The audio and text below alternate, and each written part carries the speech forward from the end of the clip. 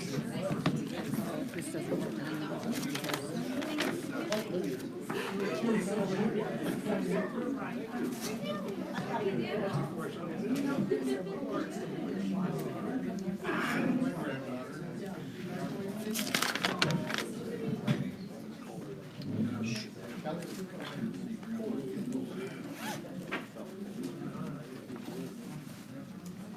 Oh my gosh.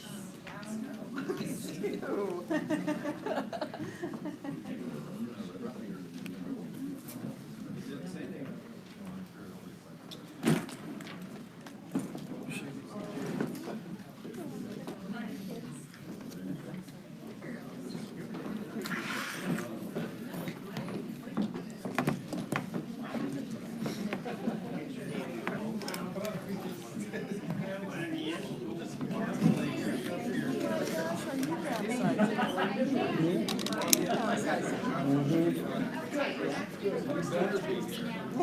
Better be here.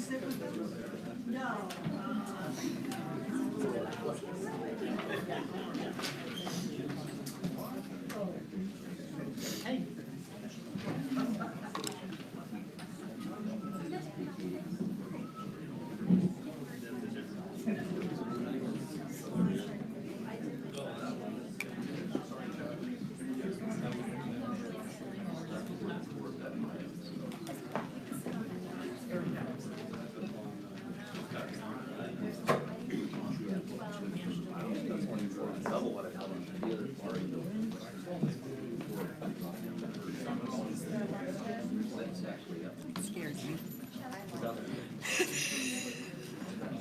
I didn't last time.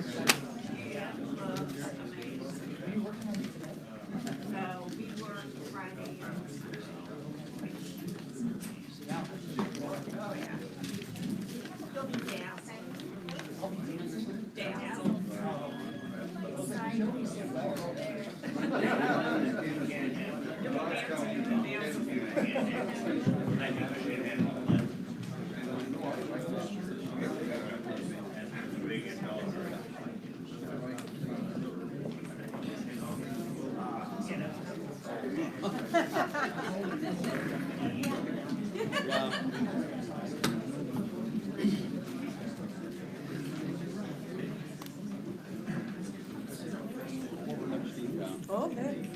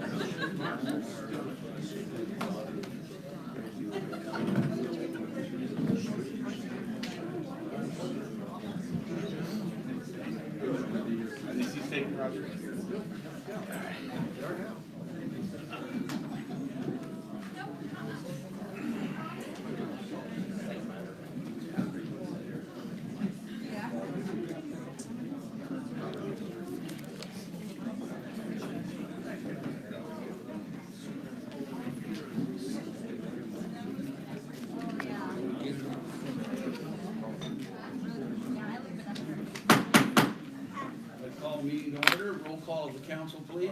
Russ Brown. Tanner Elliott. Present. Darcy Long Curtis. Linda Miller. Here. Tim McLaughlin. Here. Mayor Lawrence. Present. Would you join me in pledge of allegiance? I pledge allegiance to the flag of the United States of America and to the republic for which it stands, one nation under God, indivisible, with liberty and justice for all.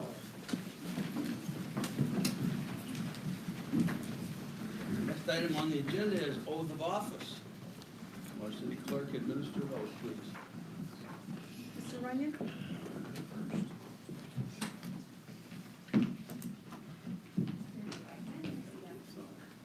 I, Rod Runyon, I, Rod Runyon, do solemnly swear do solemnly swear that I will support the Constitution that I will support the Constitution and laws of the United States of America and laws of the United States of America and the state of Oregon and the state of Oregon and the charter and the charter and ordinances of and the city of the ordinances of Dalles, the city of the Dalles, and that I will, and that I will, to the best of my ability, to the best of my ability, faithfully and honestly, faithfully and honestly, perform the duties perform the duties of counselor at large of councilor at large of the city of the Dalles of the city of the Dalles during my continuance therein. during my continuance thereof.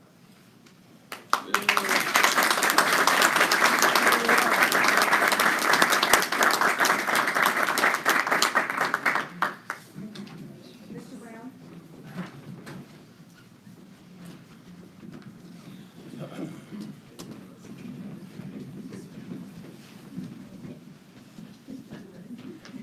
I, Russ Brown, do solemnly swear that I will support the Constitution and laws of the United States of America and the state of Oregon and the charter and ordinances of the city of the Dalles, and that I will, to the best of my ability, faithfully and honestly, perform the duties of council position number 3 of the city of the Dalles during my continuance therein. During my continuance therein. Thank you, sir.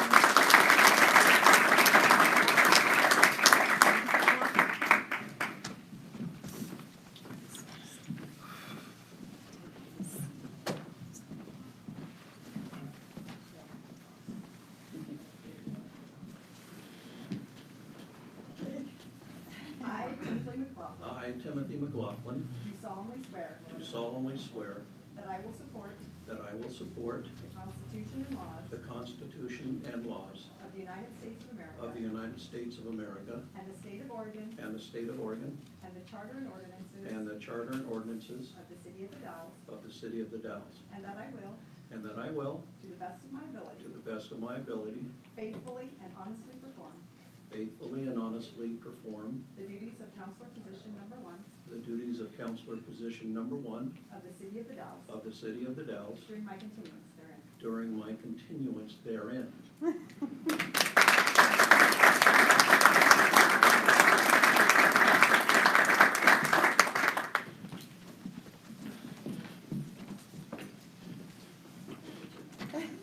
How trippy. I, Richard A. Mays, I, Richard A. Mays, do solemnly swear do solemnly swear that I will support that I will support the Constitution and laws the Constitution and laws of the United States of America of the United States of America and the state of Oregon and the state of Oregon and the charter and ordinances and the charter and ordinances of the city of the Dalles, of the city of the Dalles, and that I will, and that I will, to the best of my ability, to the best of my ability, faithfully and honestly perform faithfully and honestly perform the duties of mayor the duties of mayor of the city of the Dalles of the city of the Dalles during my continuance therein. during my continuance therein. Congratulations.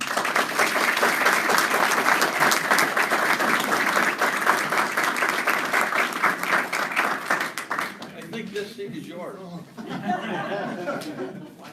Switch out seats. Good job, Tanner.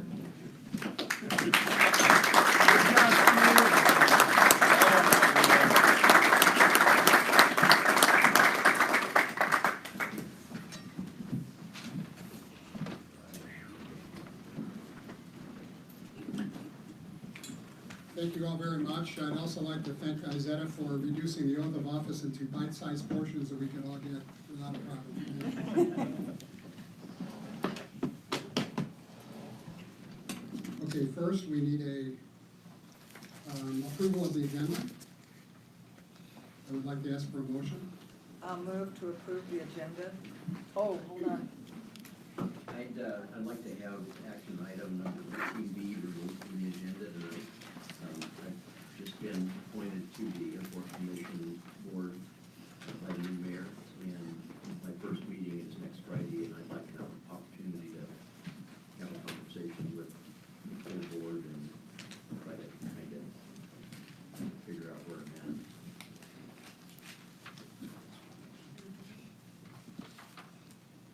Is there a motion to approve the amended agenda? I'll move to approve the amended agenda. I'll second that. Mr. All in favor? Aye. Aye. Opposed? The next order of business, and I'm doing this as your new mayor, is to honor the two elected officials who are leaving the city tonight. First, I'd like to ask Tanner Elliott to come forward.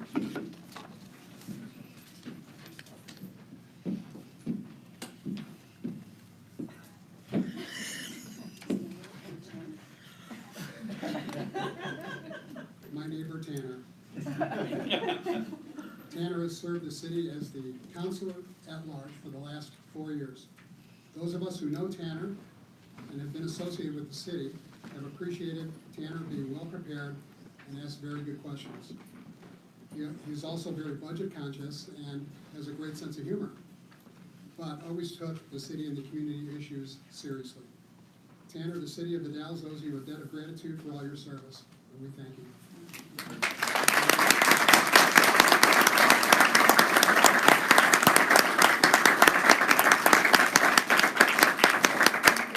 In token of our appreciation, I'd like to present you.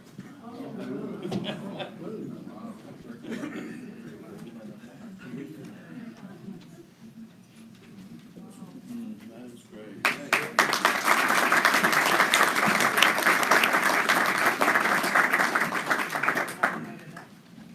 Hey, Tanner, can you hold it up? We weren't able to see it. Right on. Perfect. Thank you.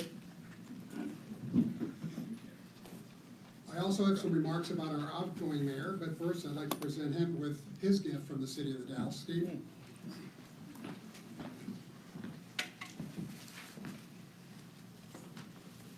Thank you.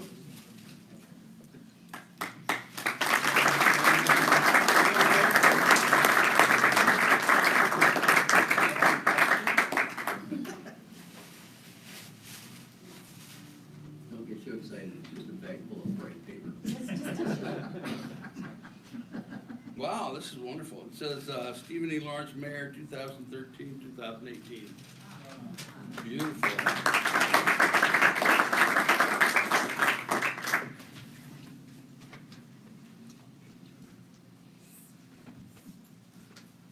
That's the catalog in case I want to buy more of those, huh? Or refills. I don't even know what this is. Flip it. If I can figure out how to open, I can keep it. Oh, beautiful. It's a cross pin.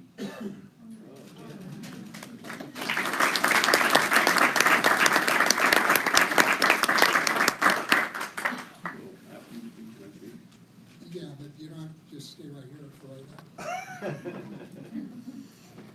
I don't want to stand in front of anybody. You can stand in front of me.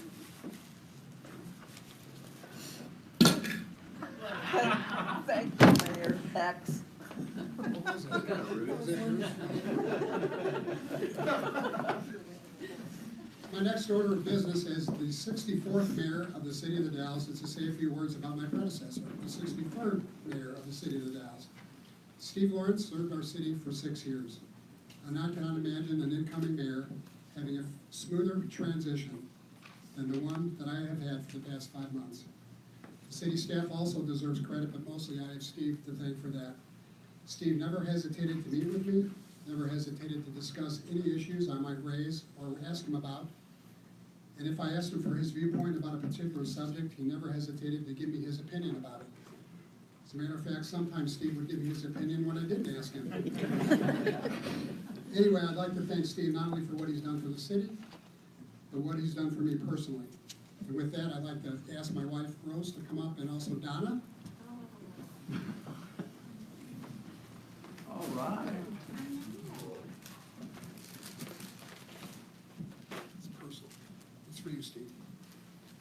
This is for you, Steve, from us, and these are for Donna, you did such a wonderful job.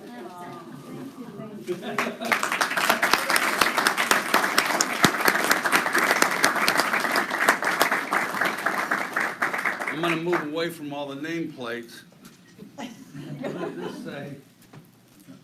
Says, whoa, all right.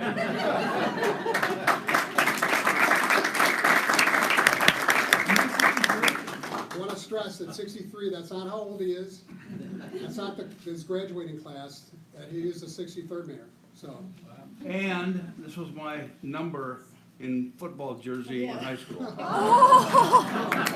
He didn't know that. Now, here's the deal, we all know that clothing wears out, you know, and I think that that t-shirt at some point during Steve's life is gonna wear out. I predict it's gonna wear out in 2 years. So, with that, I think we need to give Steve something that's gonna take the place of that when it wears out. Oh, my goodness.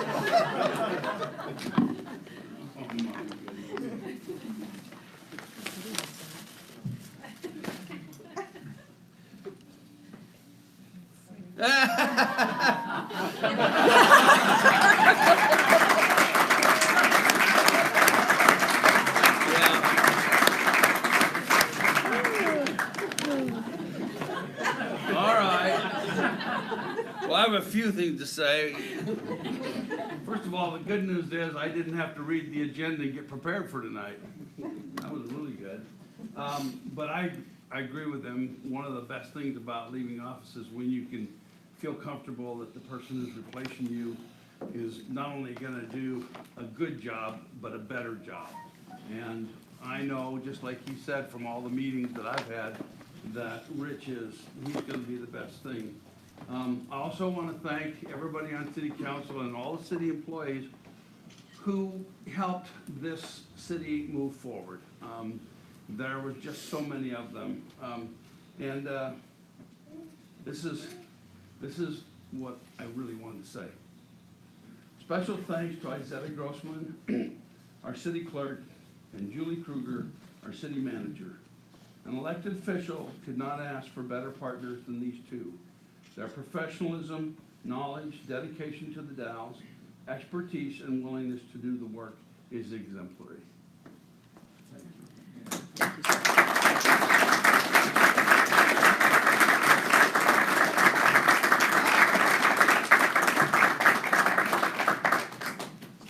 Thank you, Steve. Steve isn't the only person I'd like to thank.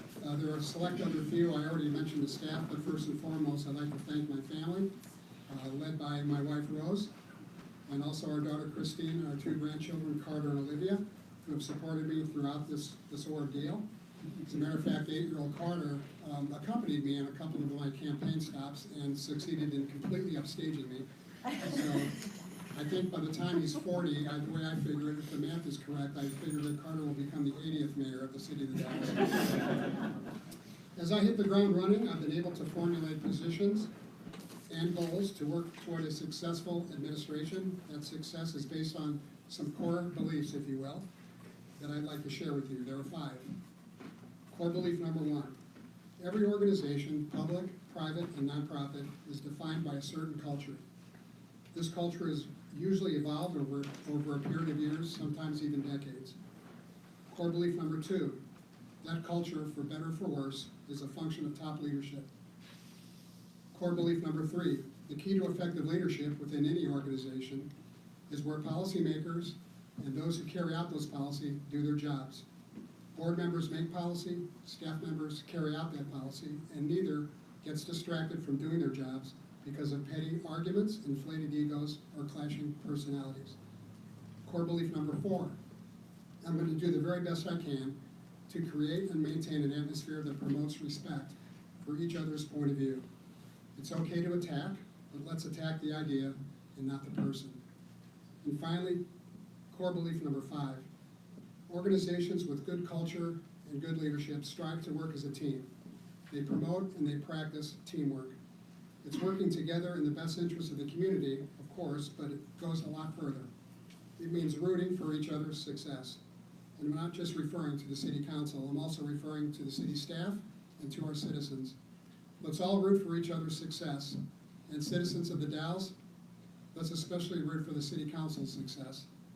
Let's respect and appreciate that these 5 people had the guts to put their names on the ballot, and in every case, more than just once. Let's respect and appreciate that they are volunteers who don't get paid anything, and that they not only don't get paid, it will probably cost them money to be and serve on the city council.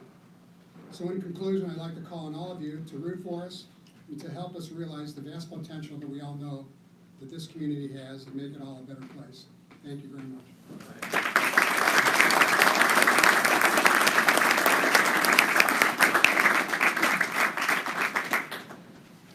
Okay, Columbia Gorge Regional Airport Quarterly Report. That is you. Plug in, John.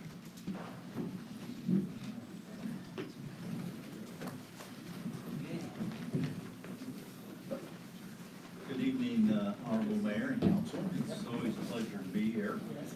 And I guess we presented the quarterly report for the final quarter of 2018.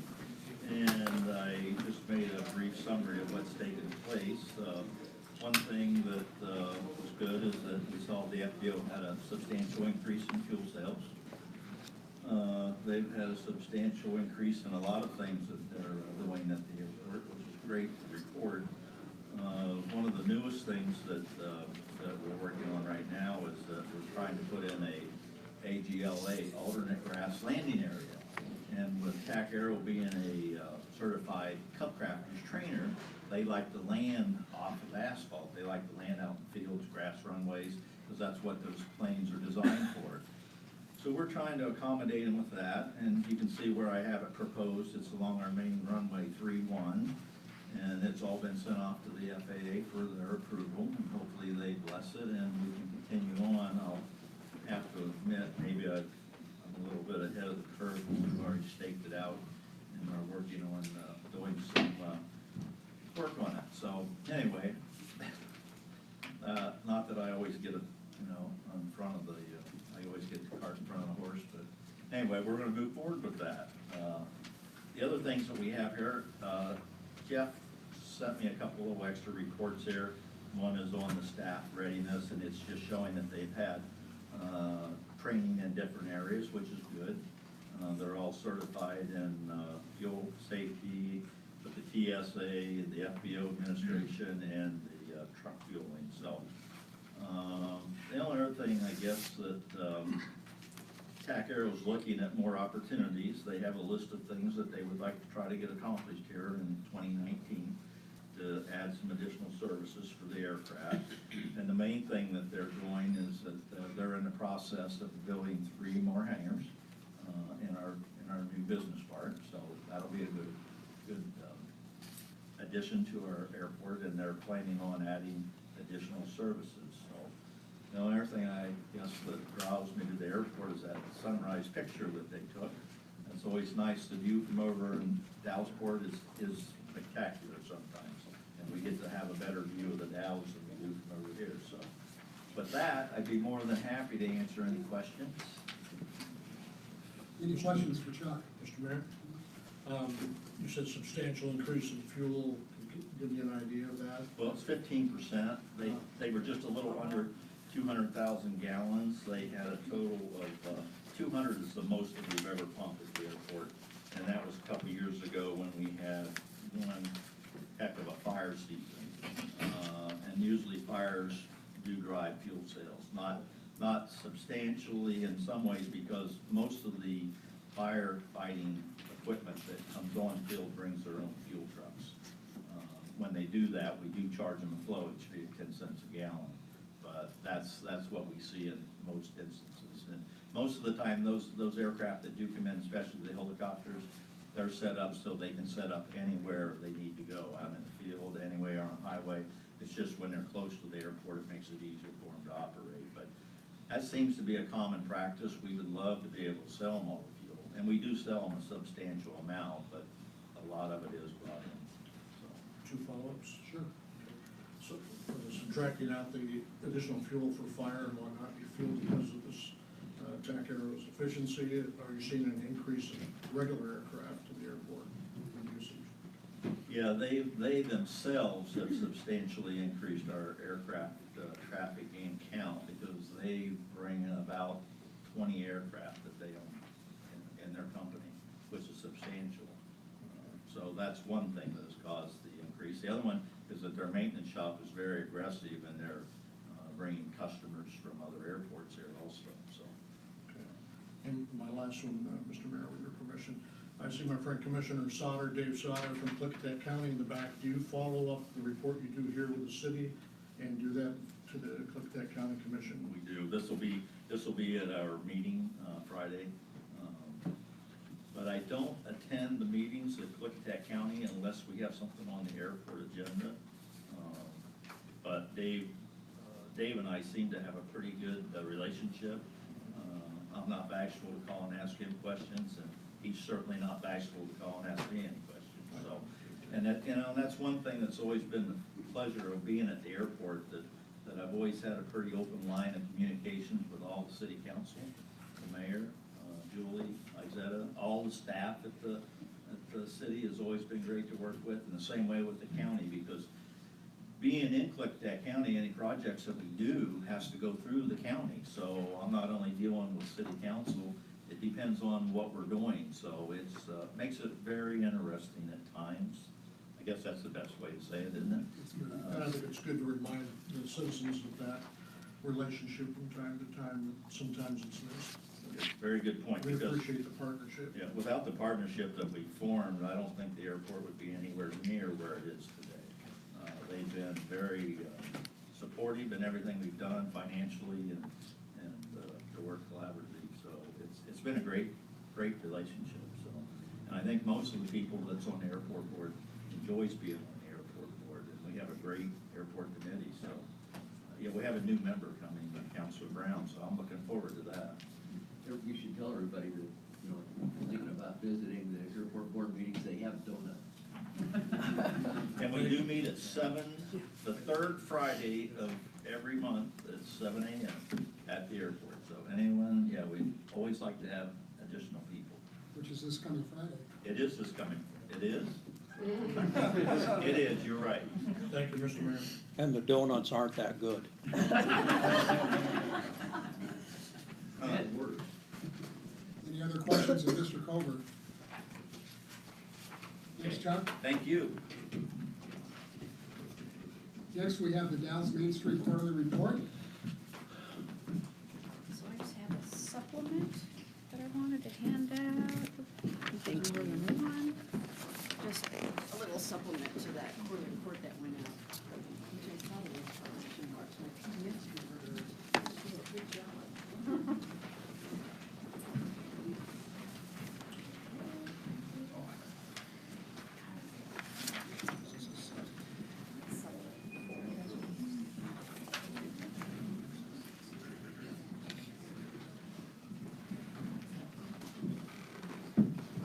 Hi. Happy New Year. Welcome, all kinds of new beginnings. It's always exciting to start a new year. I'm Louise Longheiner, president of the Dallas Main Street Organization. We have a couple of board members here, which I'm happy to see. So the quarterly report is what you have, and then also I just did a supplement because I wanted to get some of these details out in front of you also.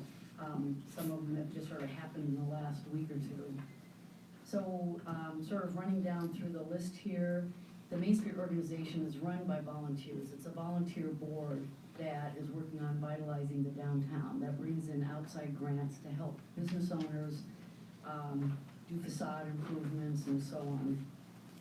So we have 5 new board members this year. I'm so excited about it because 4 of them are the new young business owners in downtown The Dalles. One of them is a new regional branch manager. So that means 3/4 of our board now is made up of business owners, which is real exciting. Our next step, as I'm sort of rejuvenating this board, is we're gonna rebuild our foundation in terms of our processes and policies. We just need to get that sort of taken on. Our executive director, as you know, we don't have one right now.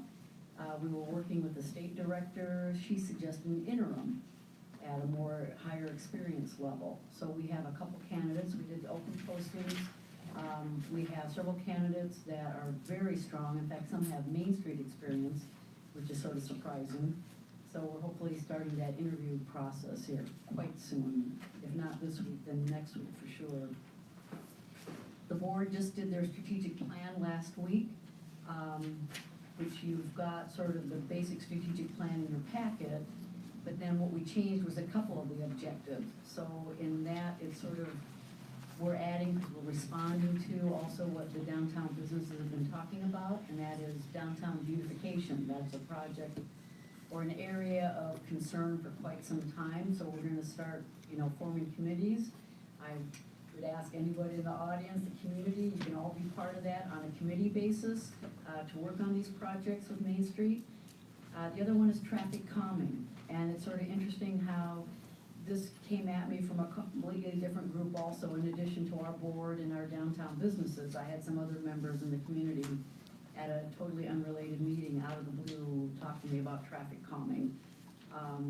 If we're going to vitalize our downtown as a place where we want people to linger and spend time, we need to deal with the traffic issue. And there's ways that have been done in our other communities in Oregon that we could use as guidelines, so we're not reinventing the wheel. The other thing that's sort of new is we're looking at is, because of the increase in the tour boats, the tour boats last season, well, American Empress experimented with some overnight events. They did 2 sock hops at the Neon Sign Museum, and it was such a hit that this year they're looking at some more events that they can do with either museums. Main Street will be working also on creating some events, like maybe 1 day a month, stay open later, when these boats are here. We're continuing working on the branding. Right now, we're waiting on some grant funding. And then also the biggest issue for Main Street is to stabilize our funding, our operating expenses. As I said, we go after grants. In the grant area, if you've noticed the Gorge Beauty Academy there on 2nd and Laughlin, remember they had that stucco and it was that linoleum little guy ad? Well, they took that off and there's wood now, and I guess they started peeling back some of the wood and there's bricks. So it'll be interesting to see what that next step is on the facade is, because that's a grant that we brought in for facade improvement. The Neon Sign Museum is restoring 5 huge neon signs to use as sort of an art installation here through town. We have 3 buildings right now, building owners we're working with the 5 signs. We're shooting for May to have the signs installed, so we'll be working through that one also. But these are pretty big. We're talking 8, 12 feet. I mean, they're big. We're hoping that we can get 3 of them visible from the freeway. Hebring House, that one is a big project, Victor Johnson's project. That one's coming to a close here shortly. And there is up to a $200,000 grant. It's the Oregon Main Street grant. The deadline is coming up rather quickly. We're looking for proposals. We'll try to get more news notices out there saying that we're looking for proposals. They have to come to the Main Street Board because it's only through a Main Street that those applications can be then sent forward. Louise, is that done annually? Right now it is, because the Oregon legislators put a pot of money together for that, so we're very fortunate, and now it's up to, I think, $200,000. So that's a big pot. I don't know if they'll just award it as a one big 200,000. Last year they split it up, so that's a good grant. In fact, Victor's grant was that one the first year. So the second half on the supplemental, you see, is the tour boat coordination. Main Street entered in that contract with the city in 2017. So since we took on that task, the boat dockings have increased 32%. You know, and I just really have to stress the economic impact of this is just amazing. So a 32% increase, got my number wrong in your quarterly report. I said 165, excuse me, and it's actually 145 as of now. That does not include the possible season extensions, because I know Izetta is our harbor master, and we haven't gotten that nailed down yet, like the December, January stuff yet. They haven't sent it to me yet. I did ask today for updates. So that's really exciting, because they do go up into like Thanksgiving, and so the fact to have them go another month or two is really nice for our community.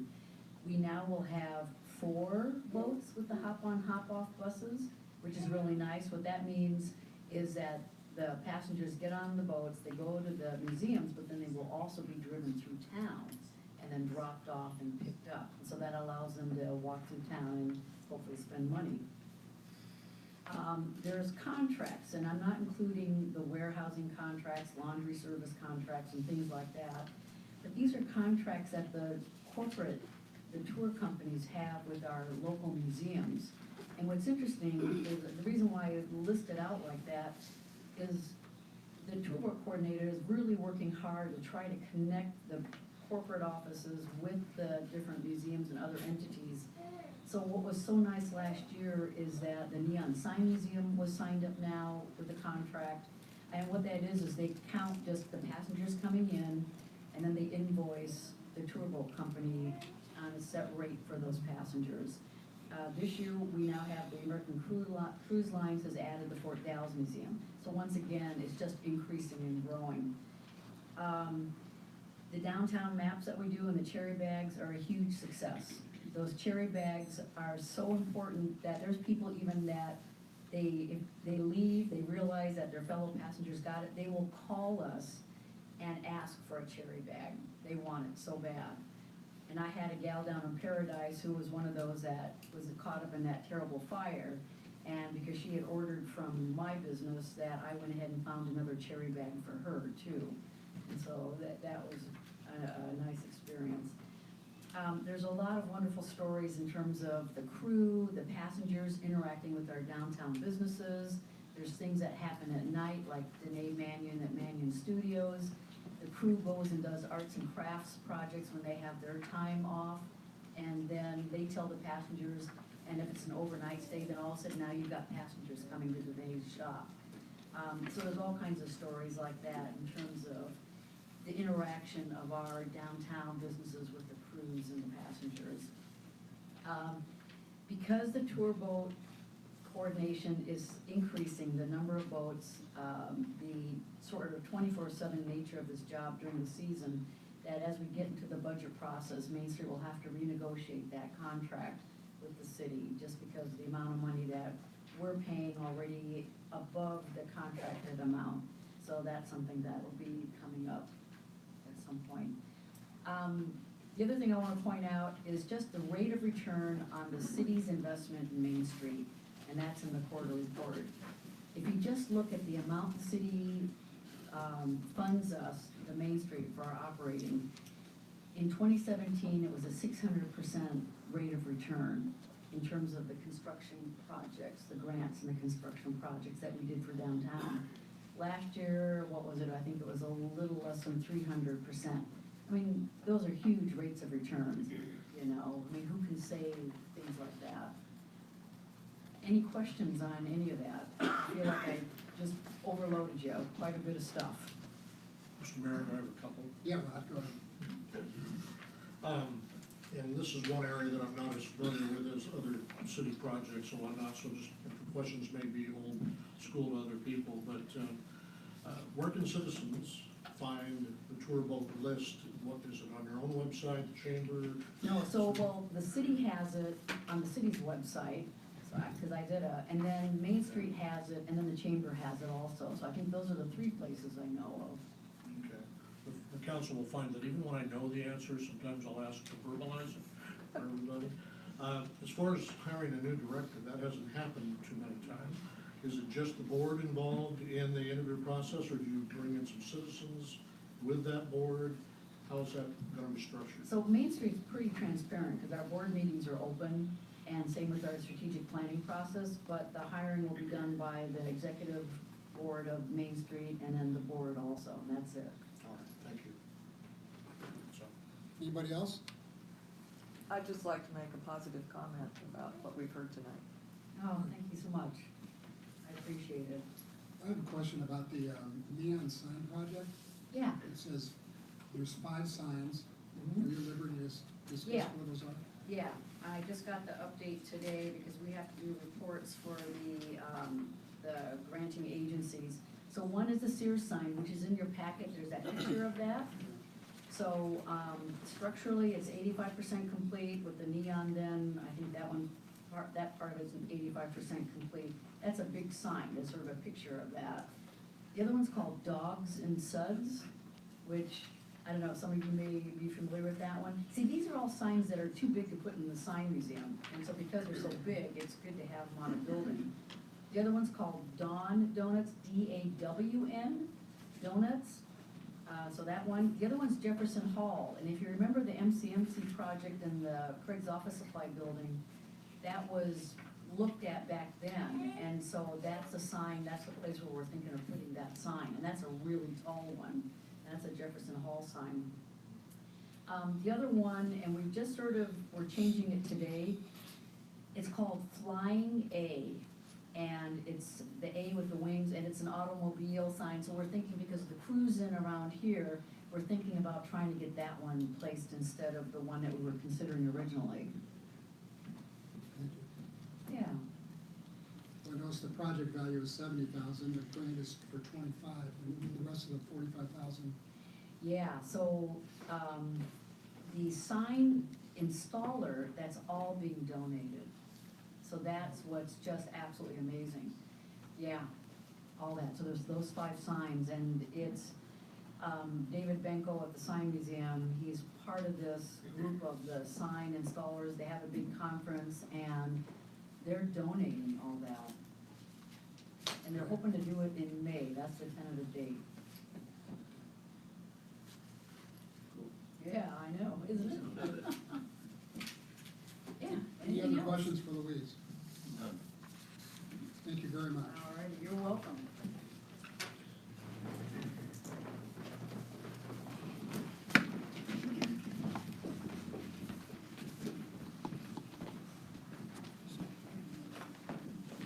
Okay, next we have audience participation. During this portion of the meeting, anyone may speak on any subject which is not later appear on the agenda.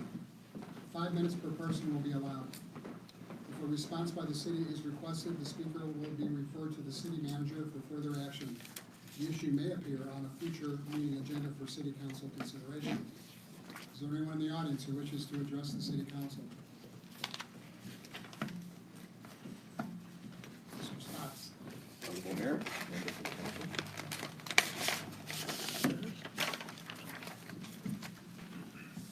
Daniel? Thank you, Dan. Dan Spotts, Columbia Gorge Community College. never seen you.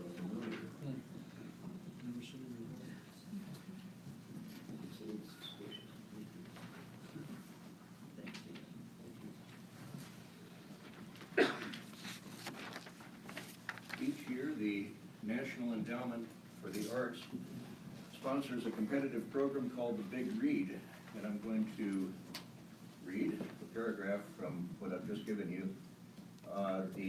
An initiative of the National Endowment for the Arts in partnership with Arts Midwest, Big Read broadens our understanding of our world, our communities, and ourselves through the joy of sharing a good book, showcasing a diverse range of contemporary titles that reflect many different voices and perspectives. The NEA Big Read aims to inspire conversation and discovery. Columbia Gorge Community College hopes to see the Dalles and Hood River become a participant of the Big Read later this year, specifically in October of 2019. The author who is being showcased by the NEA this year is Luis Uria, is the author of the book Into the Beautiful North. My request to the council tonight is for a letter of support. There is no monetary request attached with this. We are asking council members to commit to reading a book in October, reading that book in particular, and to promote it, to work with the college as we work with schools, public libraries here and also in Hood River, in promoting this project. We have a number of different activities coming up. We will have music and guest speakers, a documentary series of movies, all focused around our Latinx culture in the Columbia River Gorge, and that is very much the focus of this presentation. So again, to make this brief, my request to you is to provide a letter of support on behalf of our grant application, which is due at the end of this month. My apologies for coming forward with tonight. I know we have another item on the agenda, but we would not have time to wait until the next council meeting in order to submit a letter of support. We do have a draft letter that we can send to you that talks about the specifics of this, but the main idea is to lend your support behind this initiative and to help the Dalles be a community selected by the National Endowment for the Arts. What's the name of the book again? Into the Beautiful North. Luis Urrea, U-R-R-E-A, is the title, is the author, and he has generously discounted his speaking price to the college in order to participate in this. Of course, we're working closely with the public library and the Center Art School. Is there anybody here who has a problem with providing the aforementioned letter of support for this project? Not from me. No issue. Okay, I think we have a consensus of the city council that will be provided, and I think the draft of that letter will be very much appreciated. We shall. Thank you, Mr. Mayor. Thank you. Anyone else would like to address the city council?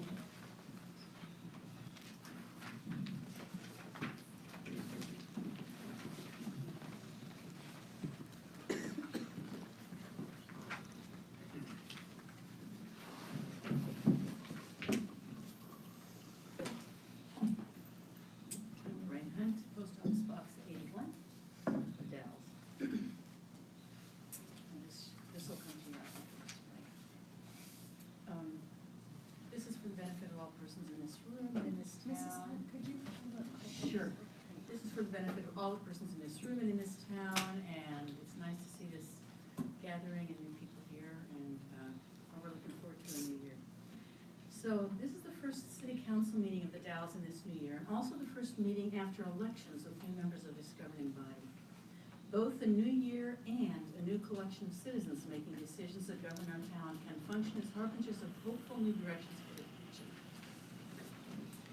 Having had multiple and in-depth experiences with city operations since April of last year that have altered my life in most significant ways, I humbly offer these ideas and a message for all seasons at a time of challenges with hope for the future. So after a lot of experiences, I decided I could come and do the best I can to provide something positive. This past weekend, our family met at the ocean for a meaningful weekend celebrating our son's birthday and also my upcoming birthday on the 17th of January, which I had not thought about until our grandson sang "Happy Birthday, Grandma" to me, so that was interesting. I did not miss a single high tide on the shore, the water coming up to the rocks next to our house on the beach. As the waves came in and swept back out, they erased all the footsteps of man and animal on a sandy shore, leaving a bed of sand unmarked by past journeys of any creature. In matters of the city, it occurred to me, it is impossible to wipe away marks of past choices and actions, some having impacts that short periods of time cannot erase. It is possible, however, to change the course in a more positive direction, like a riptide moving against the current, nudging that current in new directions, which I also observed. What would this look like in matters of the city that impact citizens at the very heart of their lives? Hopefully, I have a few suggestions to offer. Citizens of this town can look forward to new directions in several areas, some of which should include the following. A few suggestions to take and think about. Giving concerns of citizens the respect and validity those concerns deserve, particularly when a host of citizens who live near new developments or new businesses are expressing their concerns about activities next to their properties or in their neighborhoods. That will prevent repeat events similar to the hearings last year on May the 3rd, June 25th, and July the 9th, which were painful for those participating and those impacted whose collective voices were not validated. I could say more, but I think that's enough. I think you know what you can go back and check. Number 2, so that's giving concerns of citizens the respect and validity of those concerns served. Number 2, greater transparency in communication of the city with all citizens. And I changed my, I worked on this. We came from Eugene, and we just got here a short time ago. I changed some of this on the way. So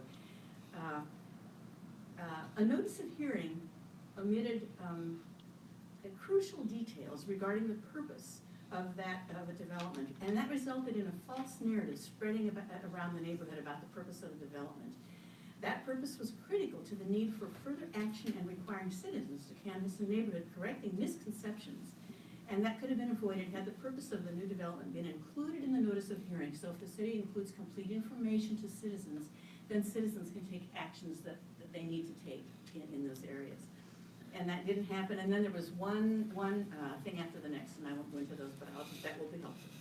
And number 3, informing citizens in a timely way of the applicable conditions that directly apply to proposals for development. And I won't go into detail on there, but people who are involved will know. Number 4, preserving the right of every individual to contribute to the city's discourse and demonstrating high regard for those contributions. And you can go back and look at the last 2 meetings of last year, and you can see that didn't happen. So that's something that I recommend to look at and then improve upon. And that will be helpful to citizens who come great distances and make great preparations to contribute. And number 5, the last thing, to be able to trust the city will move carefully and judiciously on proposed Ludo code changes. There are deep concerns in the low-density neighborhoods related to these changes, so that's another recommendation. Those are the 5. And the last thing that I suggested, that the city code, if honored, can be a bulwark for citizens to rely on. Its express language a source of hope for the future. You must have practiced that. That took 5 minutes. Say that again. That was exactly 5 minutes. I have a very short closing. Is that okay? Okay. Thank you very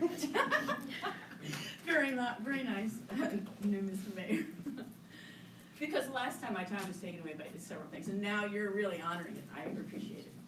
On December 27th, my life took an unexpected turn when my car slid on ice and was totaled. I again realizing that no one is guaranteed another day. And if you had heard some of the reports of accidents in that same place in the last month, people needing to get cut out by the life jaws and airlifted away, I knew I was very lucky to be able to make it through that. And so I made efforts to come tonight to make my small contribution, because I don't know if we'll be here next time. I mean, you never know if you have another day coming. So, and I was really made aware of that again. Hopefully what I shared will be an inspiration. And also this month, I'm going to have several medical procedures, the outcome of which are uncertain, so your sincere prayers and thoughts will be appreciated. And I'm going to also hand you it's called A Message for All Seasons, and I won't read it all, but I just read a few lines. Well, maybe you could give that to the city clerk, and we'll all make sure we get Excellent. copies. No How's that? problem. Thank you. I'll do it. Thank you so very much. Anyone else like to address the city council? Okay, thank you. City manager's report. Thank you, Mayor Maines. I'll start out with nothing, but by the end of the day, I have 4 things quickly go over for you. I wanted to remind you, if you don't already know, that the first Community Connect program is called Community Connect Free and Safe will be January 30th at the Senior Center from 10 to 4. And they will be providing, I shouldn't say we, because I didn't do this one, health services, support, food, and warm clothing. The city employees have been collecting the warm clothing piece, and we'll have staff there the whole day to volunteer and help get those things to the people who need them. And we just wanted to invite you all, you're all welcome to come, if you can come for an hour, or just stop in and say hello, or if you want to spend the whole day. What are the hours? 10 to 4. And it's in the lower level of the senior center. Then I have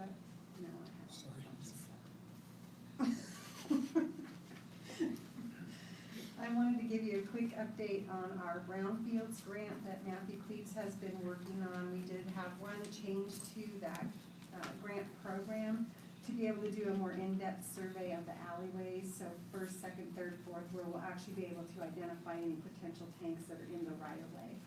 That will, I think, make that whole process a lot more valuable to the city, especially as we try to move forward with an underground utility project that will have some really valuable information. So if you see locates going on in the downtown, they've already started doing the locates in, by the end of January, you think they'll be doing that survey? Yep, that's the expectation, and it's just the alleyways between first and second and third. Oh, pardon me, sorry.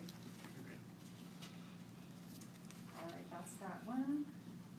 Oh, and then I have some funding requests for the safety money. And cumulatively, there are 3 different things. There's a trench protection system from Public Works, that's probably the big ticket item. And then some respiratory protection for the CERT team at the police department, and then some more office furniture, which is the Vera desks and ergonomic chairs. So altogether, that total is going to be $39,241, which would put us over what we budgeted for this year. So what my proposal is, we have almost $172,000 in the fund, but we only budgeted like $45,000 for this year. So we would like to bring that back, if the council's okay, with a budget amendment resolution and then the full request, so you can decide all at once if you're okay with that. Because it wouldn't be appropriate to approve the expenditure without doing a budget. So maybe the first meeting in February, maybe the next meeting, as quickly as we can get it. Sure. Okay. And then my last item, we just received a letter from ODOT. Dave's gonna correct me if I mess this up. We knew this was coming, but we weren't sure what it was gonna look like. So the West 6th Street Bridge, which is our historic bridge downtown, they are significantly reducing the load limit on that bridge. So it will actually, let me read this little part for you. The reduction is necessary because of change in federal regulations that dictate how the new methodologies that are to be used to rate the bridges and consider trucks that are called specialized hauling vehicles. So they have more axles, so therefore they have more weight. So they're reducing the maximum load from 37 tons to 27, which is very substantial. So this is a mandate, it's not up to us. So we'll be putting up the signs this week and do a press release. We'll have the orange flags out to alert everyone. And then Public Works is also going to direct mail the information to the local companies who use that bridge that are big. And finally, Public Works will do some evaluation in the coming year to see what we can do to strengthen that structure, if any, so we can get the load up. Mr. Mayor, question, are you going to also notify the businesses that are up in that area on 9th Street and whatnot that may have trucks that come in that may not be local? I'm looking at Dave, I think that answer is yes. So we tried to identify just through a brainstorming about every entity we could think of locally that operates heavier vehicles so that we can do a direct outreach. And then, and to be honest with you, that's been kind of my greater concern, because local traffic is not used to necessarily looking to see if the signs have changed. Out-of-town traffic is used to looking at the ODOT websites and finding out where weight-limited, weight-restricted bridges might be and planning their routes accordingly.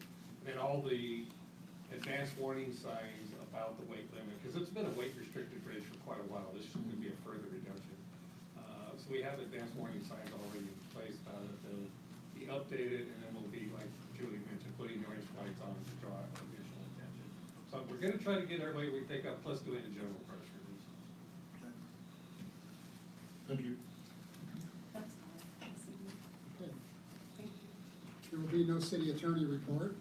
Our city attorney is ill tonight, and that's why he's not in attendance. Next is city council reports. We'll start on my far left. Mr. Brown. I have nothing to report, as usual. Thank you. Mr. Runyon.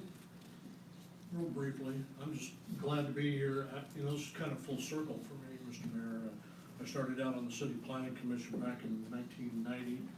At 1990 and 94, and then was on the Comprehensive Plan Steering Committee in 92 and 93, and the Port of the Dalles Commission hearing about the docks today. I was on the commission when we jointly with the city built those docks, and so all of that in the tour boats have grown from that.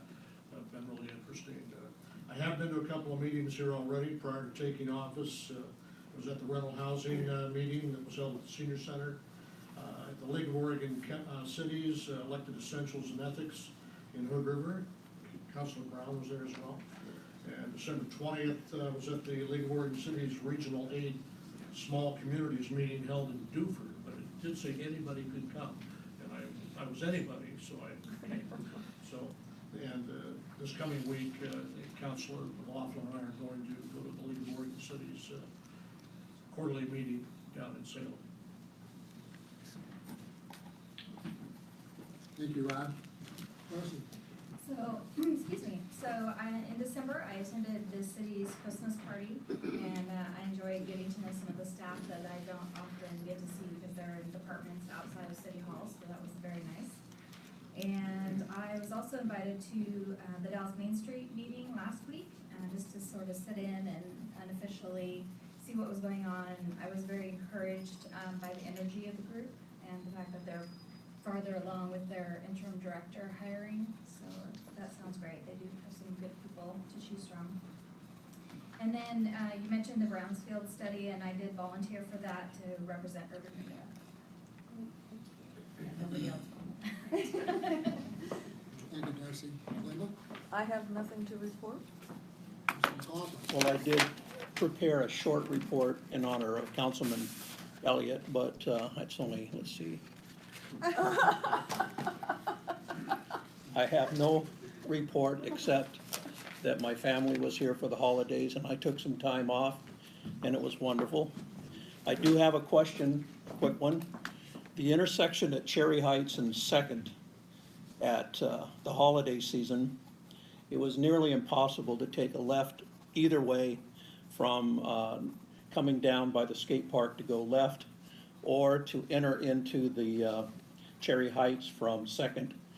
Is it about time to take a look at this section again and see if we need to put in a light in that section?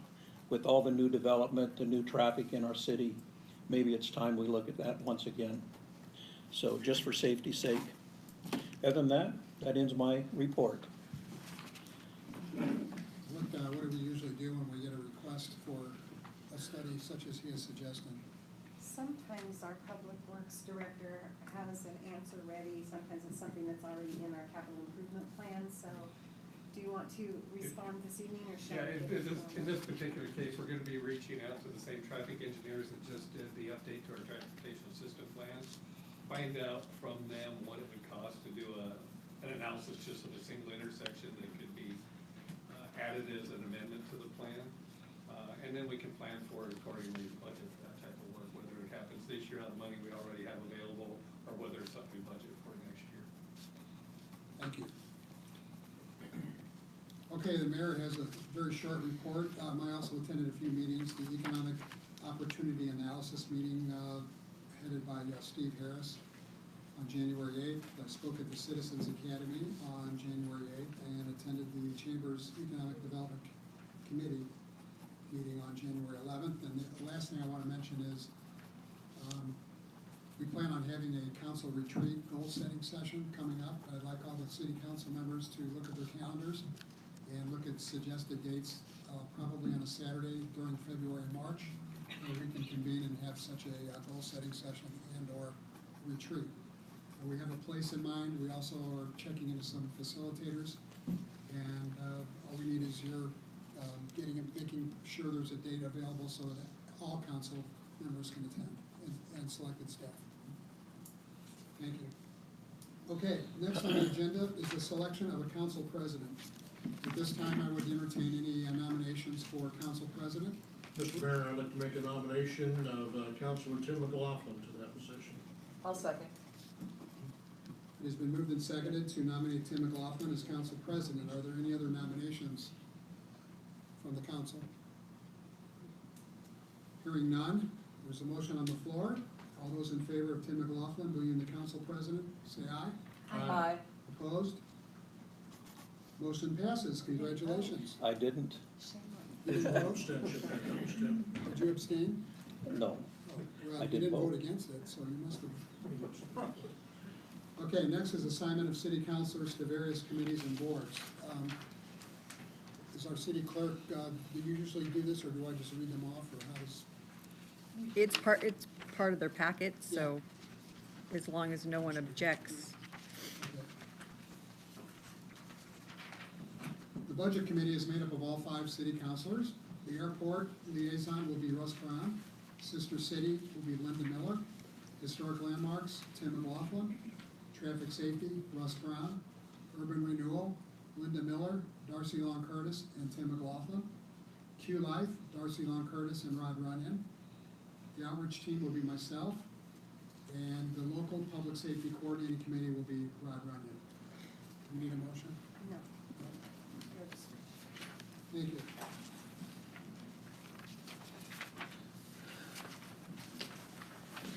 Next is the consent agenda. Items of a routine and non-controversial nature are placed on the consent agenda to allow the city council to spend its time and energy on the important items and issues. Any councilor may request an item be pulled from the consent agenda and be considered separately. Items pulled from the consent agenda will be placed on the agenda at the end of action items section. We have 2 such items, the approval of the December 10th minutes of the city council meeting and approval of the resolution clarifying the authority of the city Community Development Director to execute documents related to the Community Development Block Grant for the Mid-Columbia Regional Home Repair Grant Program. Do I hear a motion? I'd move to approve the consent agenda to the minutes. I'll second. It's been moved and seconded to approve the consent agenda. All those in favor say aye. Aye. I have a follow-up question. I approved the consent agenda, but in the minutes, there was talk about the Girl Scout house above the high school near 14th, and I just wonder if that's been being followed up. And then number 2, Councilor Elliott had asked the city to look into the credit given to the developer on the Joseph G. Wilson project, and I wonder if that's being followed up. Sorry, I don't recall that second question. Okay, So that's what I'm bringing up again. We'll follow up again. And the city attorney has been working on the Girl Scout house as far as, he reviewed the lease proposal, and I'm still financing for him because he told me that he didn't think that that would maybe be in the best interest of the city, so he's planning to bring back to the city council a proposal to surplus the property. Thank you. And then we'll decide how to dispose of it. Thanks.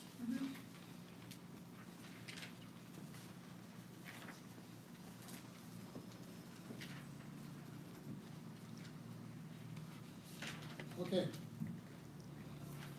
Next on the agenda is a public hearing to receive testimony regarding vacating a portion of an alleyway located to the rear of 1707 Lincoln Way. This is Joshua Chandler, he's one of our partners. Yes. This is time scheduled for a public hearing to allow for public testimony concerning the proposed vacation of the alleyway located to the rear of 1707 Lincoln Way. First, a staff report will be presented. Following the staff report, I will ask persons who wish to present testimony to come to the microphone, state their name and address, and present their testimony. All speakers are requested to be specific in their presentations and to focus their remarks upon the relevant issues raised by the proposed vacation of public right-of-way. Can we have a staff report? Please introduce yourself too, for those of us who don't know you very well. Yeah, thank you, Mr. Mayor, councilors. Joshua Chandler, Community Development Department. As mentioned, this next item on the agenda is a public hearing for the street vacation at a section of land behind 1707 Lincoln Way. Eric and Bethany Studebaker have requested a street vacation for that small portion of right-of-way to the rear of their property located at 1707 Lincoln Way. At the October 22nd, 2018 City Council meeting, the City Council authorized staff to initiate this street vacation for the area indicated on the map that's been provided. This request has gone through the city's site team review process. There were no concerns with the request, and staff supports the vacation.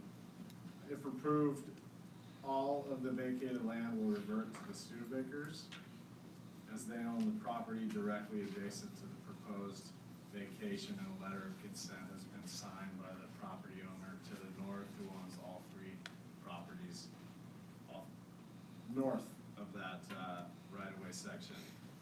At the date of this staff report and as of today, there have been no comments on this street vacation. Staff reviewed this vacation under Title 11, Article 11.16 for street vacations. I'll list the criteria that was reviewed, the following. Number one, if the vacation proceedings were initiated by motion of the city council, finding that owners of the majority of the area affected by the vacation have not objected in writing prior to the hearing. As mentioned, no objections have been received. The city council will need to determine if the owners of the majority of the area affected by the vacation have not objected to the proposed vacation. Number two, notice has been duly given. All property notices required by the municipal code. Article 11, street vacations have been provided. The area to be vacated was posted on December 28th. The notices were published in the Dallas Chronicle on January 2nd and January 9th of this year. Individual notices to affected property owners were mailed on December 28th. Number three, the proposed vacation does not conflict with the city's comprehensive plan or any other city ordinance. No existing or potential access to adjoining properties will be affected. Goal 11, public facilities and services, states that the timely, orderly, and efficient arrangement of public utilities will not be affected. Number four, the public interest will not be prejudiced by the vacation of the public way.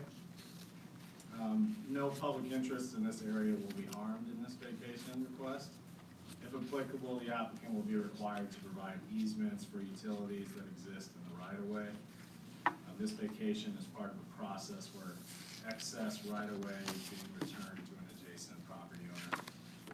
And number five, if the vacation proceedings were initiated by motion of the city council, finding either that all abutting property owners have consented to the vacation, or that if the evidence shows the vacation will substantially diminish the market value of the abutting owner's property, the city council has made provision for paying damages. The vacation proceedings were initiated, as mentioned, at the city council's meeting on October 22nd. The abutting property owner has consented to the proposed vacation. All the area will be vacated to Eric and Bethany Studebaker. There will be no impact on adjacent property values, as the access to other properties in the area will not be affected.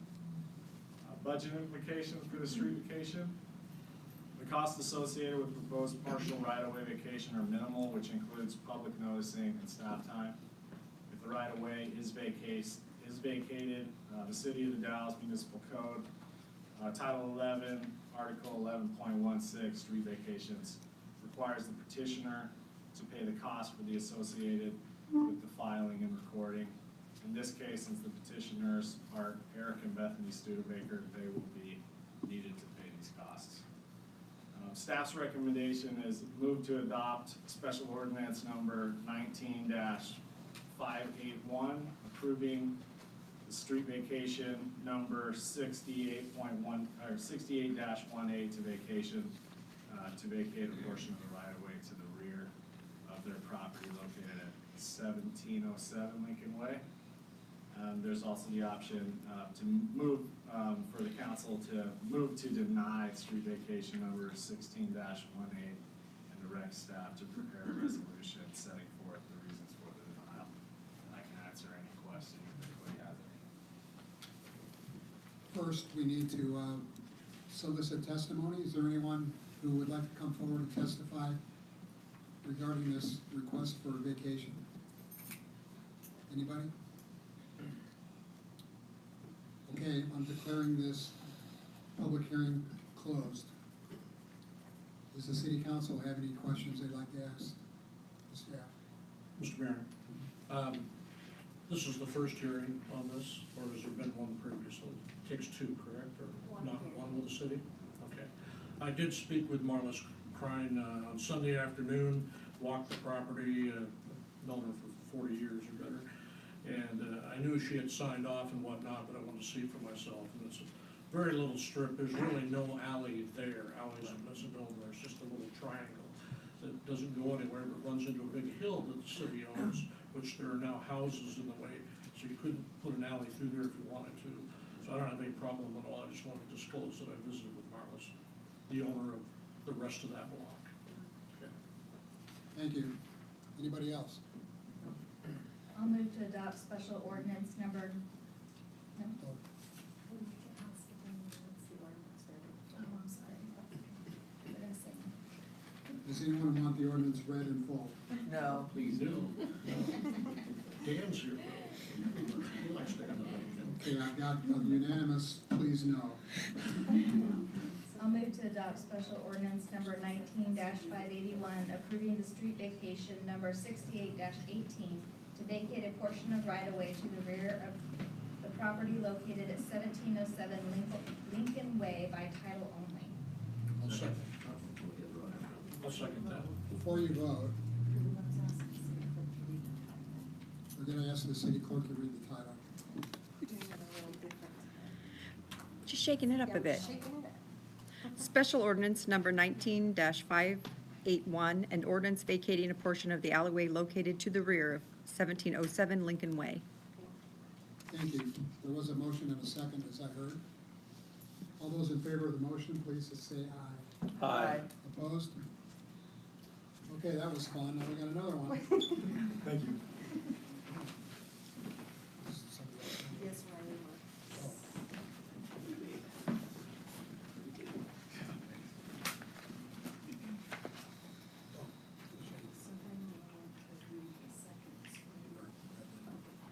Okay, this is a public hearing regarding vacating portions of a public right-of-way off of Gordon Court between West 14th and West 15th. This is time scheduled for a public hearing to allow for public testimony regarding the proposed vacation of public right-of-way off Gordon Court between West 14th and West 15th streets. First, a staff report will be presented. Following the staff report, I will ask persons who wish to present testimony to come to the microphone, state their name and address, and present their testimony. All speakers are requested to be specific in their presentations and to focus their remarks upon the relevant issues raised by the proposed vacation of public right-of-way. So the public hearing is now open. We will now have the staff report. Thank you, Mayor, City Council.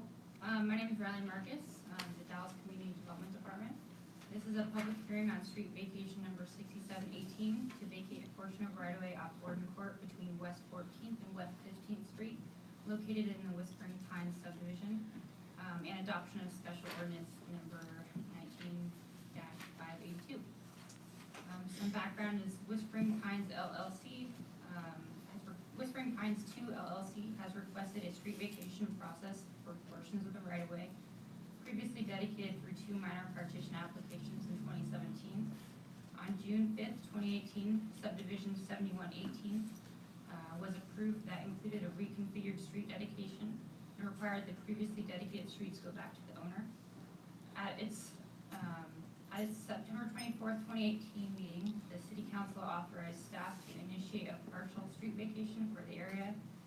This map is shown as Exhibit 1 in your packet. This request has gone through the city's site team review process. There were no concerns with the request, and staff does support the vacation. A condition of approval was included with the subdivision 7118 that stated a street vacation application shall be completed requesting portions of the originally dedicated right-of-way to be vacated back to Whispering Pines to allow for a redesignated street system. If approved, all of the vacant land will revert to Whispering Pines LLC as it was the original Whispering Pines Estates 2 LLC as it was originally dedicated by the current owner.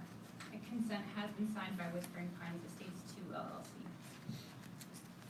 As of the date of this staff report, no comments had been received, but actually last week on January 8th, we did receive a written objection from a surrounding property owner. There was no further elaboration as to the objection, just a signature stating that they were objecting to it. So,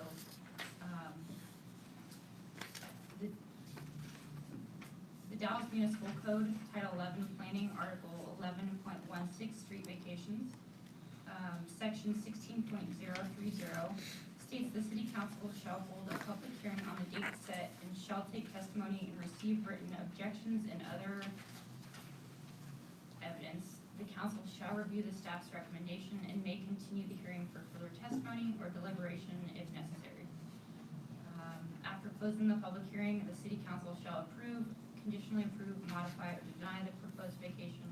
If approved, the council shall make the findings that substantiate all of the following. One, if the vacation proceedings were initiated by motion of the city council, a finding that owners of a majority of the area affected by the vacation have not objected in writing prior to the hearing.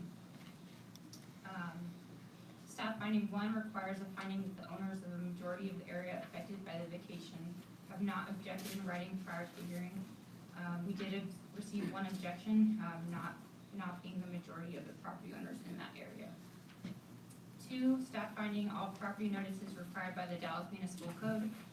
Article 11, street vacations have been provided. The area to be vacated was posted on December 28th, 2018, and notices were published in the Dallas Chronicle on January 2nd and January 9th, 2019. Individual notices to affected property owners were mailed on the 28th as well. Staff finding 3, no existing or potential access to adjoining properties will be affected. Finding 4, no public interest in this area will be harmed with the vacation request. This vacation is part of a process where excess right-of-way is being returned to the adjacent property owner. Staff finding 5, the vacation proceedings were initiated by a motion of the city council at its September 24th, 2018 session. The abutting property owner has consented to the proposed vacation.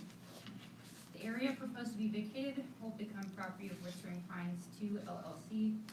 The abutting property owner to the northwest will not receive any land from this vacation due to its origin of the dedications being entirely Whispering Pines 2 LLC from previous land partitions. As stated, as the date of the staff report, no comments were received, although we did receive 1 objection last week on January 8th. There will be no impact on adjacent property values as the access to other properties in the area will not be affected. Budget implications. The costs associated with the proposed partial right-of-way vacation are minimal, which include public notices and staff time. If the right-of-way is vacated, City of the Dallas Municipal Code, Title 11 Planning, Article 11.16, street vacations requires the petitioner to pay for the costs associated with the filing and recording. In this case, since the petitioner is Whispering Pines Estates 2 LLC, they will need to pay for these costs. So council alternatives, 1, staff recommendation is move to adopt special ordinance number 19-582, ordinance vacating portions of public right-of-way off of Gordon Court between West 14th and West 15th Streets by title only. Or 2, move to deny street vacation number 6718 and direct staff to prepare a resolution or setting forth the reasons for the denial. Thank you. Okay, at this time in the public hearing, we're going to ask for public testimony. Is there anyone in the audience who wishes to come forward and present testimony regarding this proposed vacation? Seeing none, I'm declaring that this public hearing is hereby closed. It is now time for the city council to ask questions. Anybody on the city council have a question? I did a walking tour of the property today, the new guy, I'm just trying to get my feet on the ground, and I always like to go look and ask questions. I did not speak with anybody out there, but if you haven't been to the area, 16, going to the north, it goes down into an alley between a bunch of houses. But when you go north, which is the subject in question, that alley, there's a garage right there. I mean, there's no road going through, but I think, if I'm wrong, correct me, but it seems like the request was made by the housing development that's going on further north, and they're the ones that probably initiated it, is my guess. You can't do anything there without tearing down a building. A lot of alleys were put into the Dells over the years, and as the city limits expanded, alleys became houses and things, just for whatever reason. But I don't really see a problem with it, because of the location of the structure there, already in a housing development fully underway. But I do have a question, what's the process when there is a complaint? Was there an attempt to follow up? You said they stated no reasons, just Yep. they didn't like it. So I received a letter January 8th, and it was just our form that they had their signature and stuff on it. There was no further information, and so I did write a letter back to the individual. I'm not sure if they got it, but since it was January 8th and it was sent out last week. I did contact our city attorney and asked what kind of we do with those type of things, and because it's not the majority of the surrounding property owners, it's not really anything we can do about the objection. Do we even know if he's a majority property owner? Yes. Yeah. Not an adjoining property owner, an affected Sorry, area. within the surrounding area of Within the the number of feet is notification. it, yeah. Is it 750 feet is the Different from county, yeah. But without a stated objective or an objection for that, right? Nothing stated, nothing stated? and not in attendance tonight. All right? Okay. Thank you. I was out there today too, and it was difficult to ascertain the exact area we're vacating, but I saw stakes that led me to believe it. Which is something I'd like to bring up, but I had a discussion today with staff members, not the planning department, but when there is an actual address, like a house, like on a crime residence and whatnot, I knew Marla, so it was easy. I had a little more trouble finding the other one. It'd be nice to have an address where lay people could easily find it, take a look at it, if there's a home in the area. So on the map, Ron, so you're looking. Yeah, because, 22 east by 23 west, it's not much to it, to me. Okay, any other council questions or comments? Would you like the ordinance read in full? Please, no. Well, let me think about this for a second. No. Okay, now we'd like to ask the city clerk to read the by title.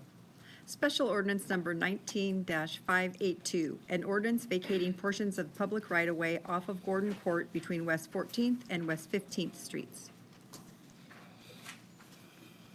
Looking for a motion.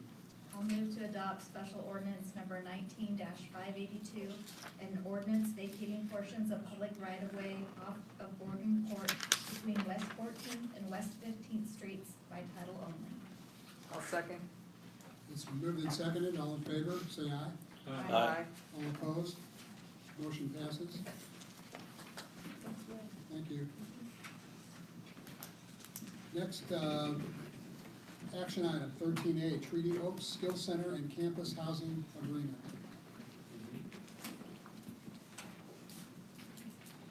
Are you gonna sit up there all by yourself? Probably just start. I'm gonna move all the way in, I'm sure someone will join me shortly. I wonder who that is.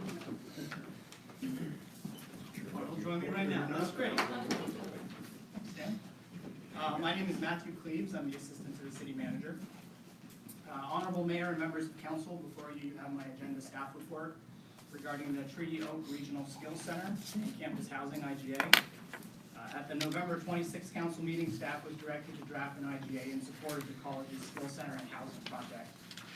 To summarize the IGA, or the draft IGA that you have before you, it's for a total of $3.5 million, and the financing format is essentially a loan that will be converted to a grant upon substantial completion of the project. Currently, substantially completed means a certificate of occupancy, specifically on the skill center. If it resulted in a loan, it would be at a zero interest, paid back over a 10-year period. And if it was a loan, that means that they didn't complete the project, so something had gone amiss. Disbursements are based on expected minimum enterprise zone payments from the third Design LLC agreement, which is a minimum of $1 million each year for the first 3 years, and a fourth and final of $500,000. The agreement is structured in a way that these funds will focus on the skill center portion of the project specifically. This simplifies the document and tracking of what money went where, and the estimated project cost for the skill center is $7.3 million.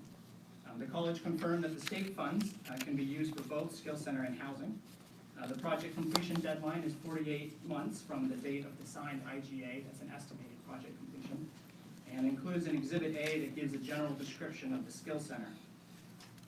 One provision still being discussed is what we term profit sharing. Should the housing component of this project show a profit, the amount would be shared with the sponsors, the city and county, up to the initial $3.5 million contributed. However, as the structure of this IGA focuses on the skill center, this provision has been removed from the draft.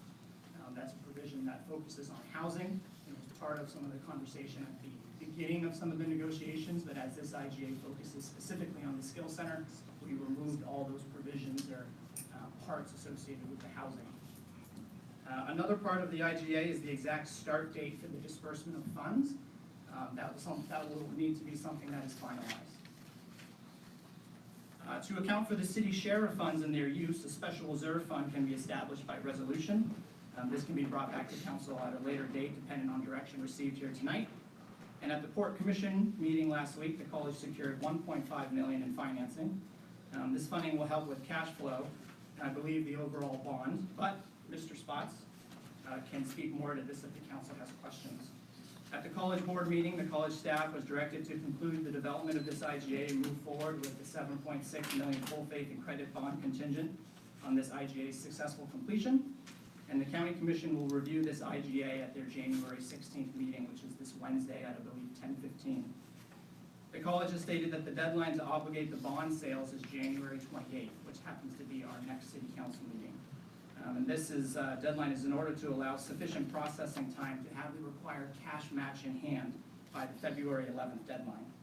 And with that, I, or anybody else, can answer any questions that you have.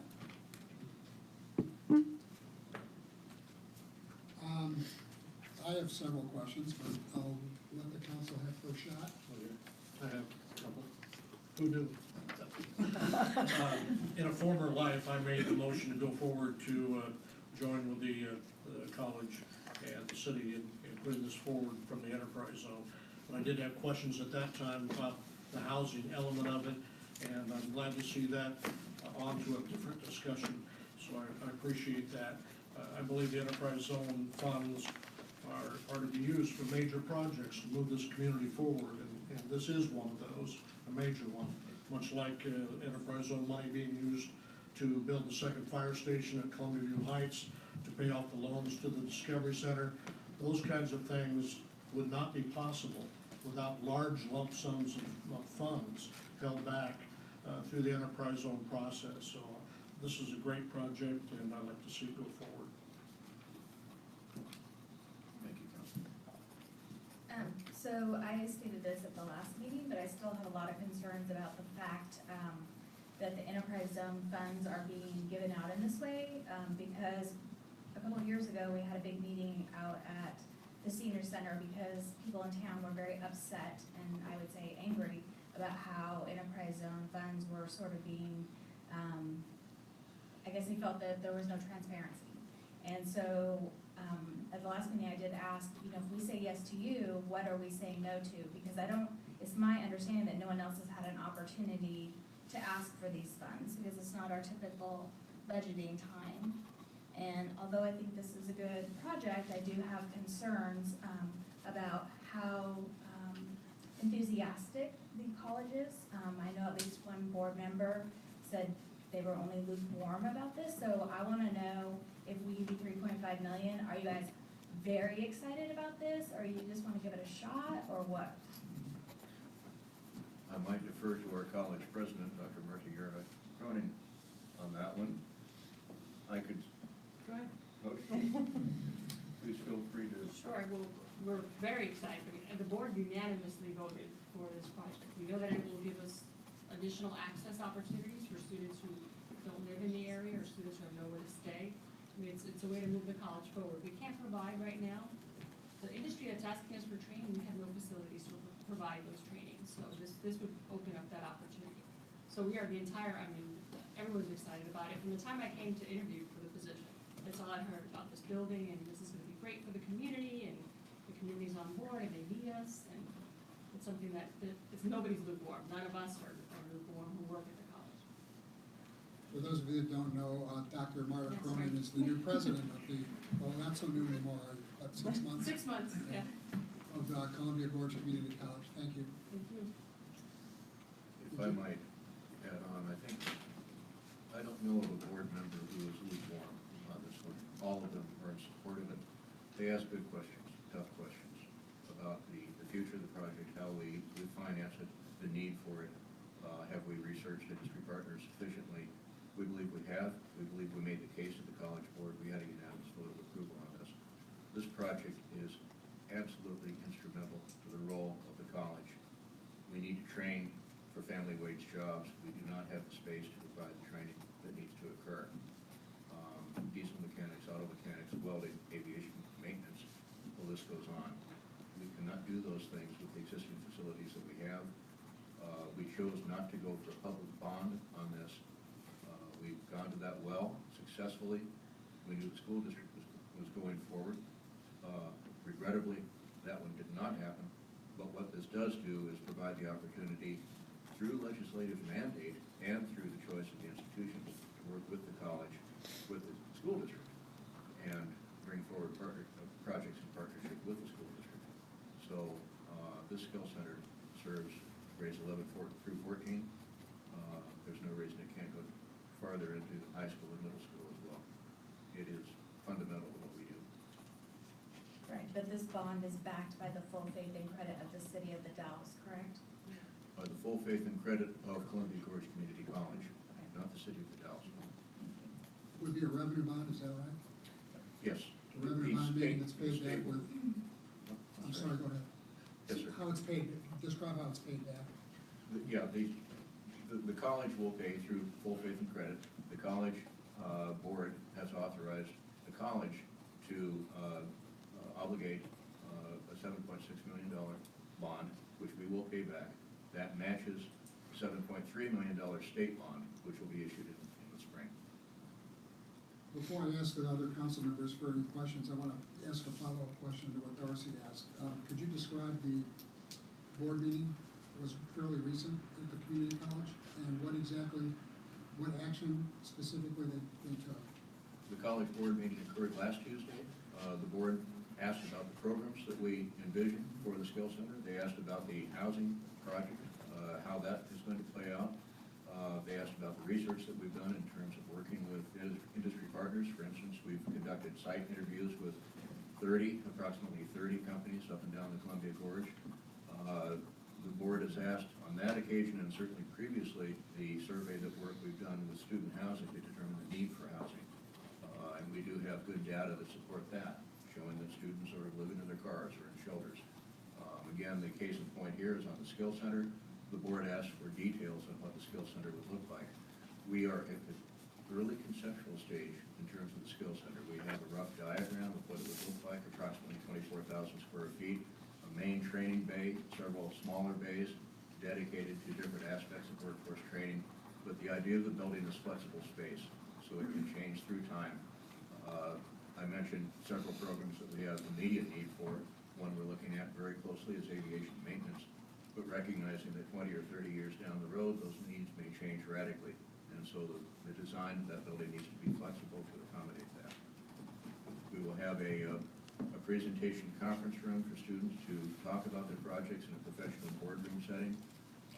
There will be a quiet computer room for students to design programs, and then still proximity to go into the existing the nearby workspaces, the adjacent workspaces. For instance, if I design some metalwork on a computer, turn that into a CNC program, I can go into the workshop of the space and actually make that product. And that's kind of the vision at this point. What specific action did the college board take at that meeting? The college board unanimously approved our proceeding with the development of an IGA. This was the second time the college board has given its unanimous approval for this project.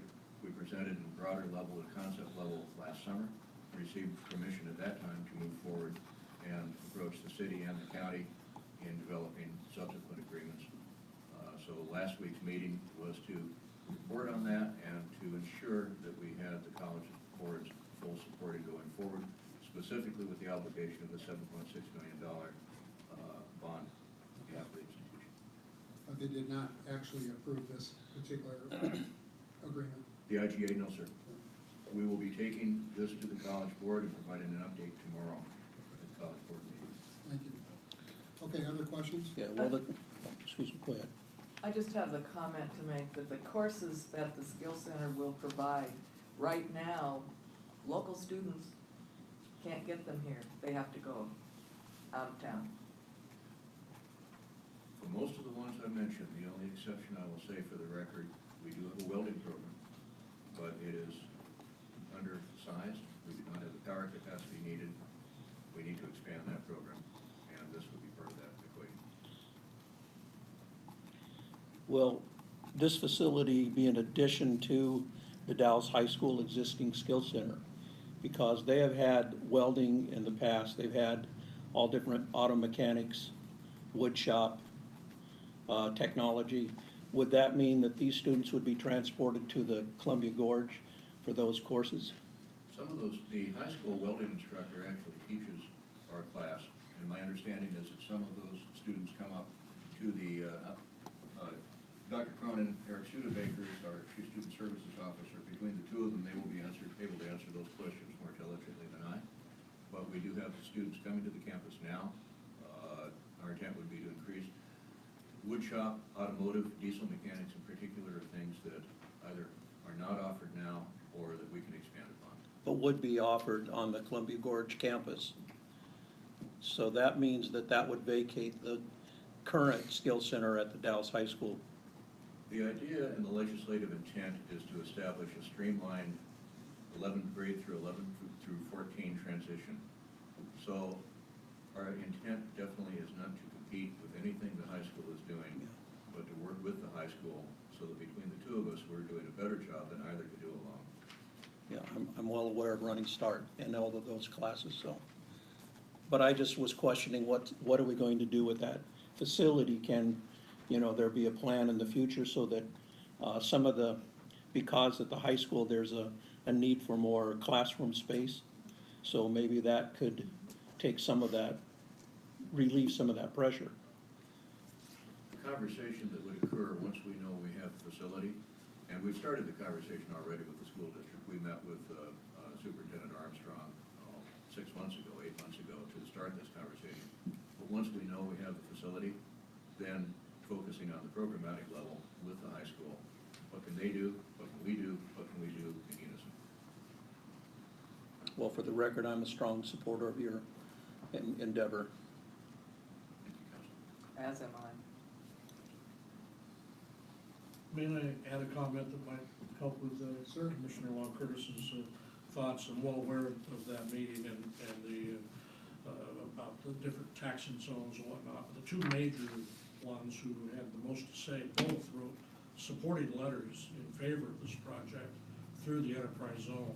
And that's a very key item that I thought maybe you would mention. I was waiting.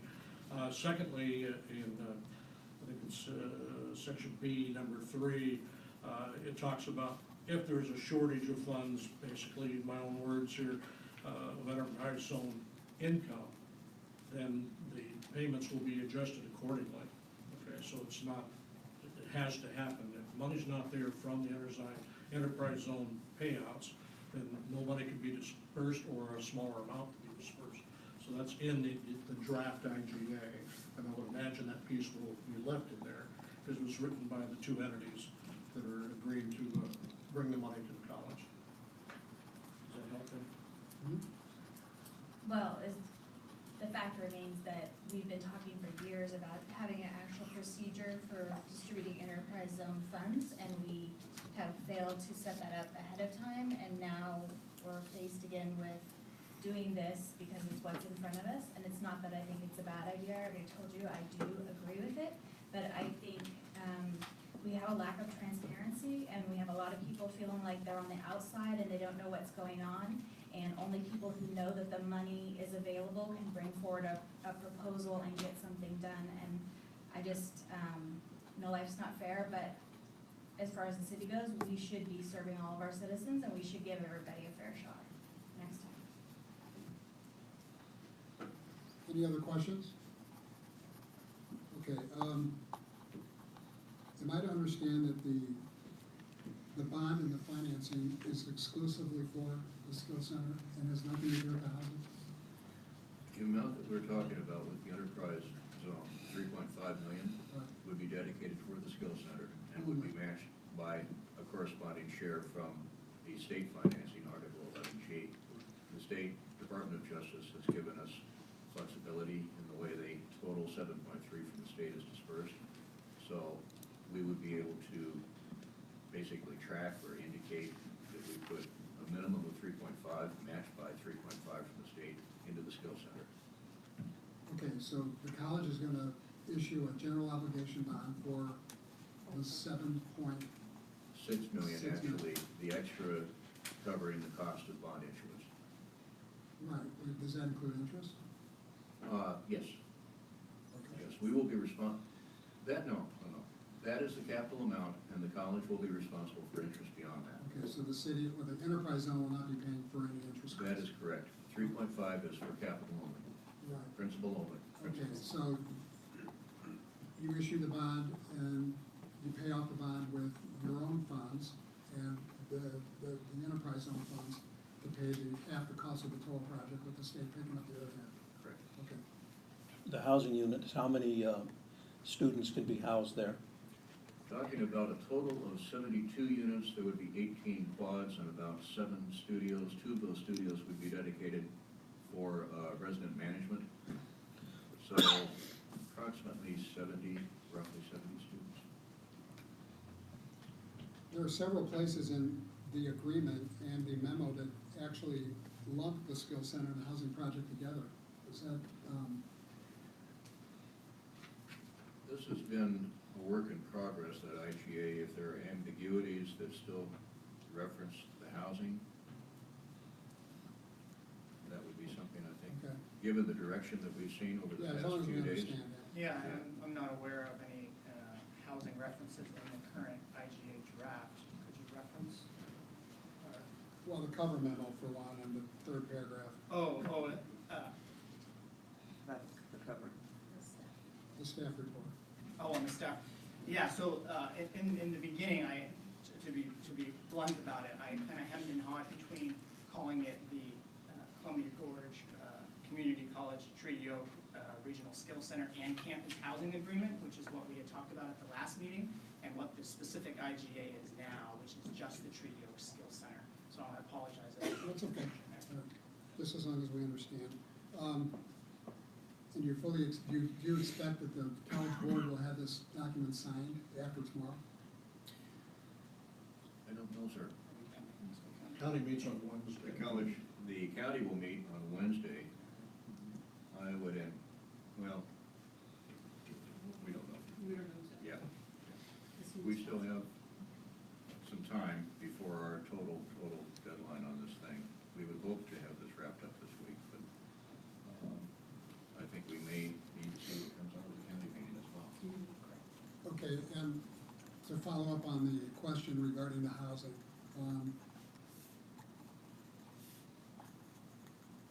the housing portion of this, should there be some profits in the future, there's been discussion about those profits reverting back to the enterprise zone, right? There have But this been, document yes. does not address that, and that is because,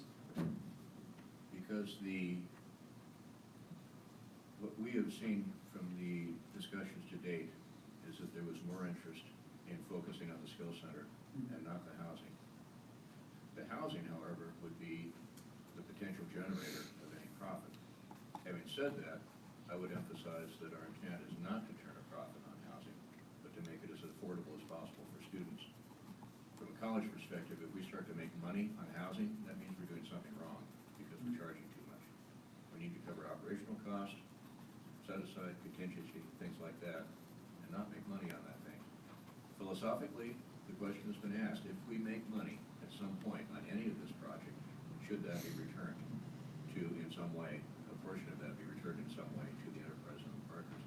We don't want to close the door on that, but it's up to really the city and the county and the college. If it's something that you want to see in there, then the housing probably should come back into the equation. It's part of the potential, it's part of the overall project. So that could be addressed with a future addendum to the contract, to the agreement? Or a separate agreement. At one point, we actually talked about having a separate profit-sharing agreement down the road. Our own attorney, the college's attorney, suggested that that could be negotiated in good faith down the road. We were advised to pull that out of there, that we wanted to see something either addressing it now or don't address it at all. So the route we took was to pull housing out of it, and with it, take the profit question out of the equation. In addition, the investment that's being made by the city and county, or the partnership that's being potentially entered into, is specifically for the skill center. So to use an example, if we invest in one business over here, it's hard to look at different business over here and ask for a share of the profits if we're not a partner or if we didn't invest in that portion. That was one perspective. Personally, I'd prefer that there not be a profit factor in this thing. I mean, I don't think that's what higher education is supposed to be about. I think, to play devil's advocate, the perspective was potentially looking at recouping some of these funds for additional uses down the road. But I think the college shares your perspective that if they end up making money off of the housing, they need to look at their model and make some changes. Okay, let's go to the third paragraph. I guess that fourth paragraph would be governmental.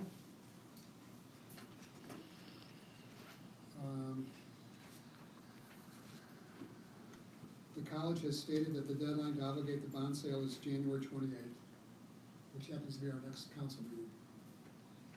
This is required to allow sufficient processing time to have the required match funds by the February 11th deadline. So this implies, and the reason I'm mentioning this is because later, to me, it's a little contradictory, or at least confusing. Because this implies that the city and the enterprise zone must pay before February 11th, but that's not the case, is it? No, they, Correct. The college needs to move forward with its bond obligation, 7.6.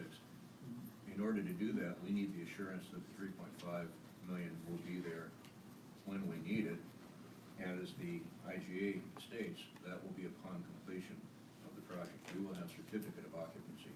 At that point, we would call upon the enterprise zone to fulfill the terms of the IGA.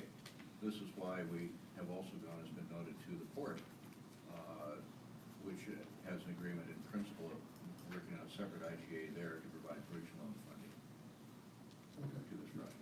So you're just asking for the obligation? Yes, yes. we don't expect to receive an enterprise zone payment from the Right. very agreement until later this year. Right. Okay.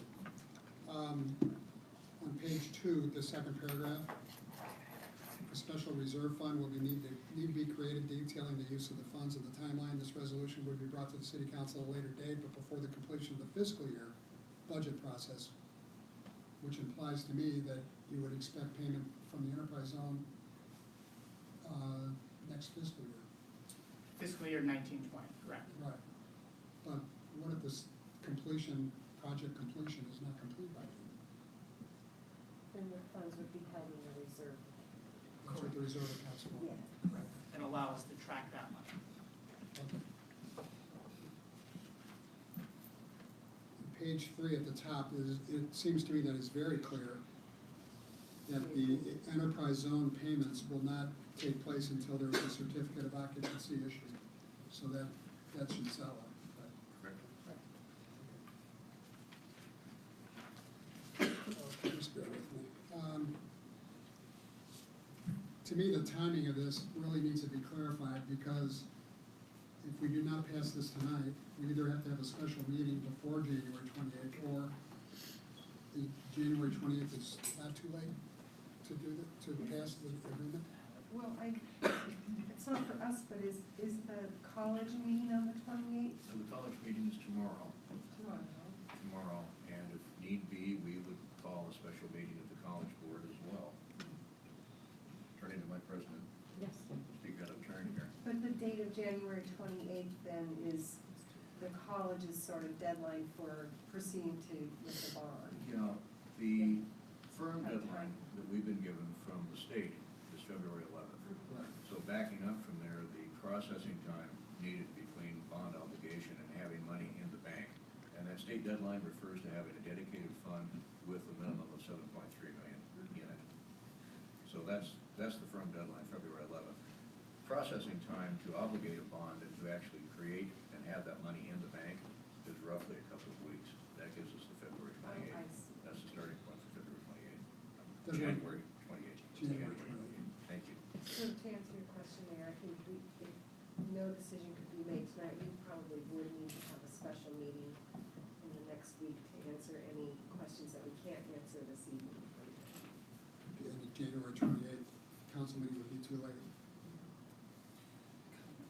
It would be cutting it extremely close. We'd have to have a special college board meeting probably that next day, and I don't know if we'd have time. I just want to make it clear too, that I'm not going to be here for any special meeting, so our council president will have to preside. Is there a logical reason we wouldn't approve this tonight? So far, I've heard answers to all my, I still have a couple others, but, that's not my call, so. I'm good. Okay. I'm good with what's here. Matthew, there are other enterprise zone funds, correct? I mean, obviously, Design LLC is not the only one, it's the biggest. Correct. So approximately, I don't know if this is a fair question, because I'm in front of you, but approximately how much other enterprise zone funds will we have access to this year? To be frank, I don't know that number off the top of my head, but it was in my last staff report on this item.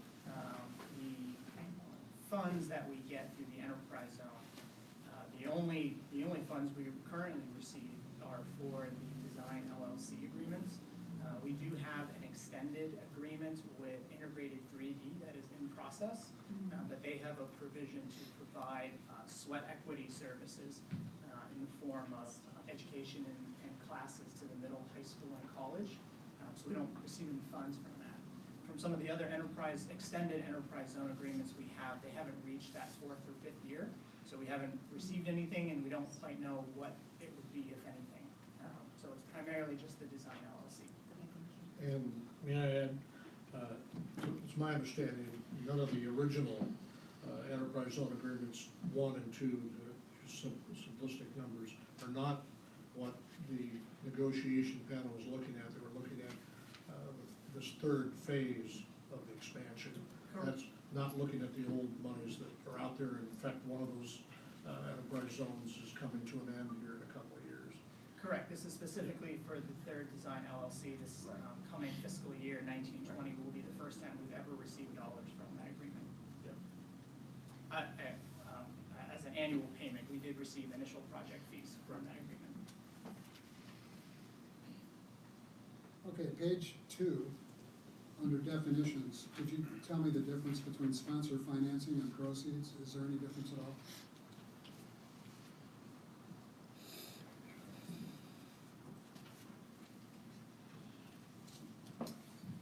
I think they have, upon reading those, they have very similar definitions, unless they, my only thought off the cuff is that they're used throughout the document, but potentially, and upon review, we could eliminate proceeds and just stick with sponsor financing, or vice versa. I'm not suggesting that, I was just asking. So after the agreement is signed by all 3 parties, the project must be completed, a certificate of occupancy must be issued within 4 years after the signing of all 3 parties to the agreement, right? Correct. On Exhibit A, it shows August 31, 2022. Yeah, we have a specific date protected there, anticipating about a 2-year construction. A 2-year what? About a 2-year construction period. Oh. Yeah. We would hope to have that done more quickly. Our latest major construction took about 18 months. And who issues the certificate of occupancy? That would be the building authority. Of the city. The city of Adopt. Yes. That's another. State of Oregon. Good conversation. That's why we didn't specific on who would be issued. Yeah, yeah. That, Matthew raises a good point also. Once the state bonds are sold, late April or May of 2019, we would have 3 years to complete the project from that date, from a state perspective.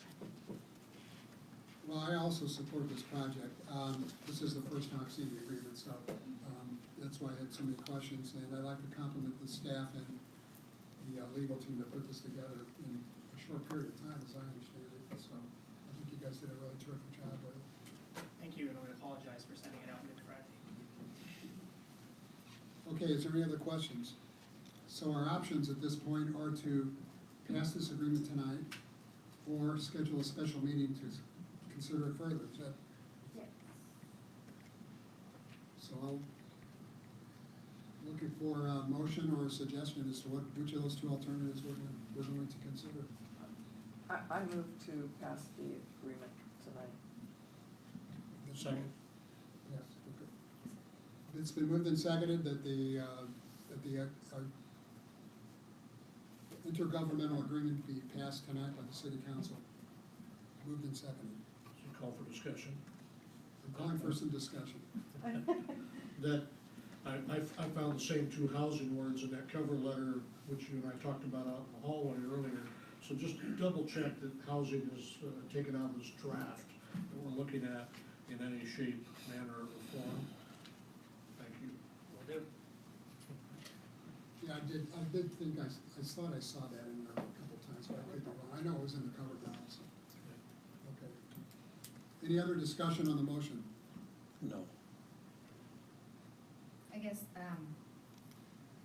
I would just say that, I hope, Mr. Mayor, that we could actually look at drafting up the rules for the enterprise zone funds sooner rather than later, so that this doesn't happen again. And I would agree with Commissioner Walker. It's a good idea. I know for a fact that's happening. I've actually seen some stuff on it. Okay. Should we do a roll call, or is it for something significant, or should, no? Okay, all those in favor of the motion say aye. Aye. Opposed? Motion carries unanimously. Thank you, guys. Thank you very much. Members of the council, Mr. Mayor, thank you, staff. One now.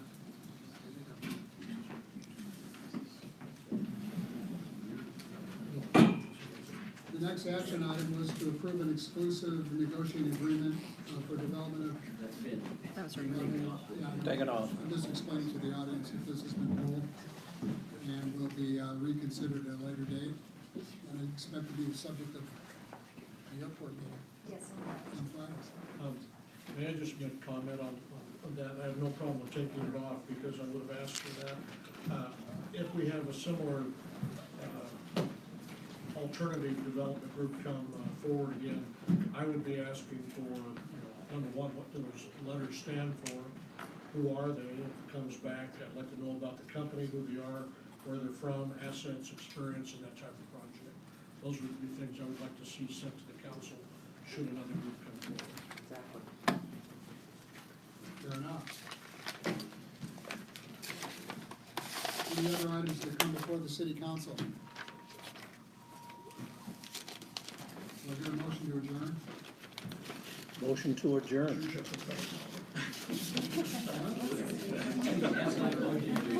Let the record show that Mr. Russ Brown has made the motion. You got there before I did. Seconded by Mr. McLaughlin. That's right. This meeting is hereby adjourned.